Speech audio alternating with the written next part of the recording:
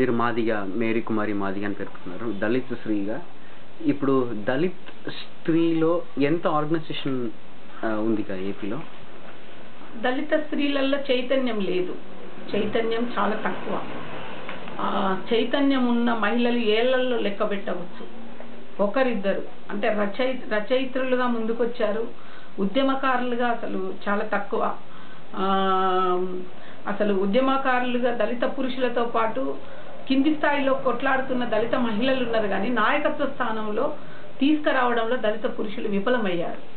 ఎందుకంటే అగ్రవర్ణాల పురుషులు అగ్రవర్ణాల స్త్రీలను ఎదిగిస్తున్న క్రమం ఒక పక్క అయితే, దళిత పురుషులు ఎదుగుతున్నామని వాళ్ళు అనుకుంటున్నారు, కానీ వాళ్ళ ఎదుగుదలకి కారణము దళిత స్త్రీలు అనేది వాళ్ళు అర్థం చేసుకోవట్లేదు. దళిత స్త్రీలను పోరాటంలో, నాయకత్వంలో, నిర్ణయాధికార శక్తిలో సమానత్వం కల్పించినప్పుడే, వారిలో నాయకత్వ లక్షణాలు గుర్తించి నాయకత్వంలో ముందుంచినప్పుడే ఈ యొక్క స్త్రీల పోరాటాలు కానీ, ఈ దళిత బహుజన పోరాటాలు కానీ వర్ధిల్లుతాయి తప్ప, స్త్రీలు లేని ఏ పోరాటాలు కూడా, అందులో దళిత స్త్రీలు లేని దళిత ఉద్యమాలు అవి దళిత ఉద్యమాలుగానే నేను చూడను. అందుకు దళిత పురుషులే బాధ్యత వహించి దళిత స్త్రీలను అన్ని రంగాల్లో తీసుకురావాల్సిన బాధ్యత ప్రధానంగా అంబేద్కరిస్టులుగా, కాంశీరామిస్టులుగా, పూలేయిస్టులుగా వారి మీద ఉంది. ఇప్పుడు దళిత స్త్రీలో యాక్టివిస్టులు చాలా మంది ఉన్నారా? యాక్టివిస్టులు లేరు, ఉద్యమకారులు ఉన్నారు, కానీ గుర్తించబడ్డ ఉద్యమకారులు లేరు.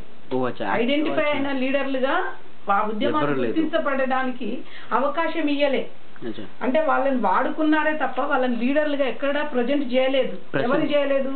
దళిత మగ పురుషులు ప్రజెంట్ చేయలేదు, ఎక్కడ కూడా చేయలేదు.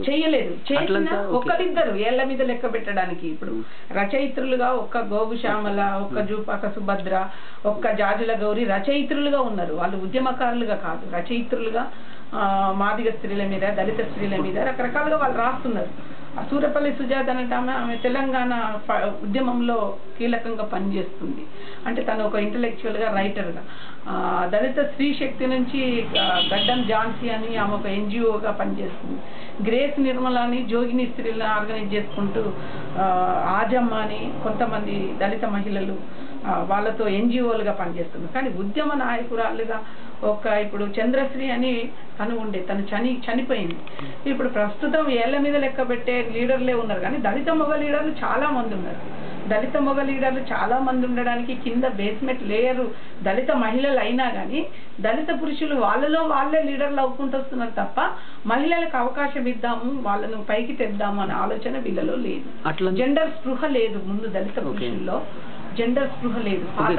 అట్లంతా ఇప్పుడు మీరు మేరీ కుమారి మాదిగ, మీరు ఒక చాలా పెద్ద యాక్టివిస్ట్ ఇక్కడ, అట్లంతా మీరు కూడా వచ్చారు కదా? అంటే నేను రావడానికి ఒక నేపథ్యం ఉంది. నేను దండోరా ఉద్యమంలో ప్రథమ మహిళగా నేను చెప్పుకోవచ్చు. మాదిగ దండోరా పోరాటంలో మందకృష్ణ మాదిగతోటి పనిచేస్తున్న క్రమంలో నేను ఒక మాదిగ స్త్రీగా, నేను ఒక్క మేరీ మాదిగ వస్తే సరిపోలేదు కదా, నాతో పాటు శోభా మాదిగ, రాణి మాదిగ, తర్వాత ఇంకా అనేక మంది, సృజన మాదిగ, తర్వాత పుష్ప, వరలక్ష్మి, వీళ్ళంతా వచ్చారు. కానీ వాళ్ళను నాకే ఆ ఉద్యమంలో ఐడెంటిఫికేషన్ లేకుండా కొంతకాలం వాడుకొని వదిలేసే ఉద్యమాలు అయిపోయినాయి. అంటే దళిత స్త్రీని ఏకాడికి ఉద్యమంలో, దెబ్బలలో, అరెస్టులలో, అంటే పోరాటాన్ని బలోపేతం చేసే దగ్గర అనేక విషయాల పట్ల వాడుకొని నాయకత్వం ఇచ్చే దగ్గర మాత్రం దళిత పురుషులు చాలా పొరపాటు చేసిండ్రు. అది మీకు కూడా జరిగింది? అది నాకు కూడా జరిగింది.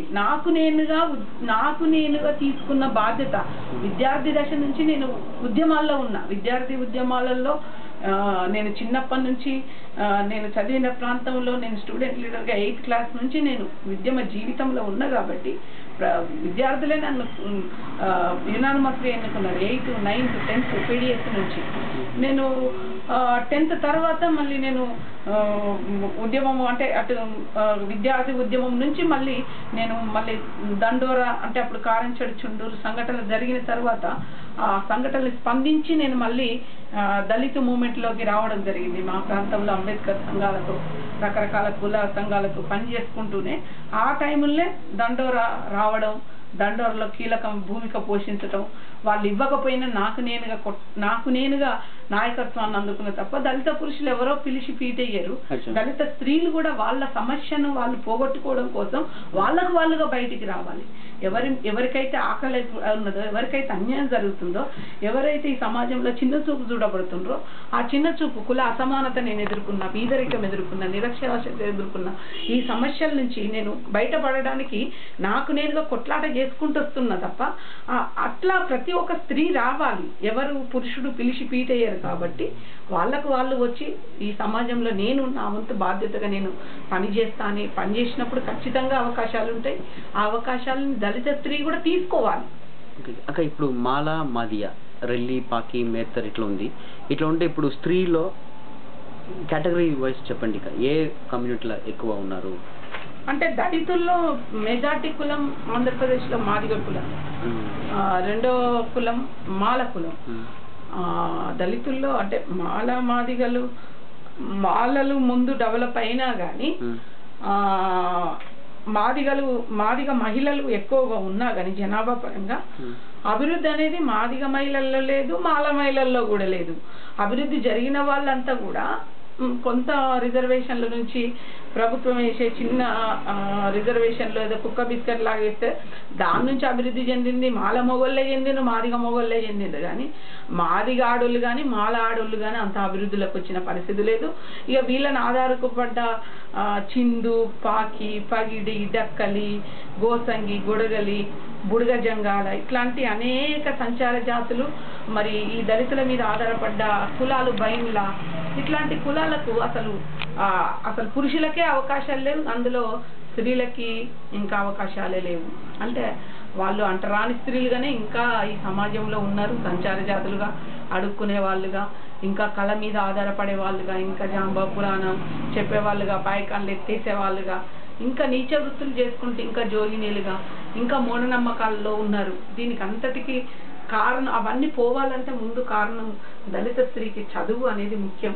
ఆ చదువు లేనంత కాలం, చదువు ఉంటే చదువుతో పాటు జ్ఞానం వస్తుంది, జ్ఞానంతో పాటు సమాజం మీద అవగాహన వస్తుంది, అవగాహనతో పాటు తన జీవితాన్ని తనకు అనుకూలంగా మలుచుకుంటుంది. అది తను చదివితే తన కుటుంబాన్ని చదివిస్తుంది, ఆ కుటుంబం చదివితే కులం చదువుతుంది, కులం చదివితే ఈ దేశం చదువుతుంది, ఆ ఊరు బాగుపడుతుంది, ఆ ప్రాంతం బాగుపడుతుంది.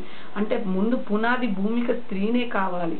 స్త్రీ చదివితే ఈ దేశం అంతా బాగుపడుతుంది. స్త్రీ చదవకపోతే ఈ దేశంలో బాగానేదే ఉండదు. అత్యాచారాలు పెరుగుతాయి, అన్యాయాలు పెరుగుతాయి, దోపిడీలు పెరుగుతాయి, దౌర్జన్యాలు. వాటిని అరికట్టడానికి ముందు చదివే ఏకైక మార్గం. నేను ఇప్పటికి కూడా చదువుతూ పోరాడుతున్నా. నేను అట్లా ప్రతి ఒక్కరు కూడా ముందుకు రావాలి.